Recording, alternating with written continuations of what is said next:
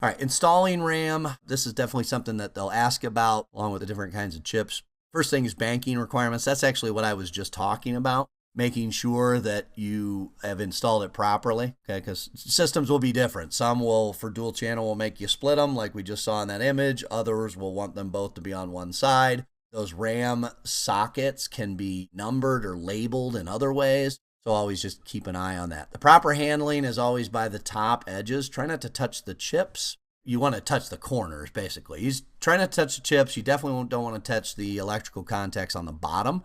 And you should always keep them in anti-static bags if they're not being used. Slot insertion is kind of, and this is, believe me, this is an older motherboard, but it was a good image to show where basically you're lining them up, you're pushing those little connectors out, you're lining this thing up vertically, and then with a thumb on both ends, I'm just pushing down. This is going to take a little bit of force, but not a ton. Immediately those plastic sockets should just pop up and lock the RAM chip in place. If they do not, and you feel like you're pressing too hard, pull the memory chip back up and check the little slot. Okay, because remember when we saw the bottom of those chips, there was a little slot, and they were not always in the same place.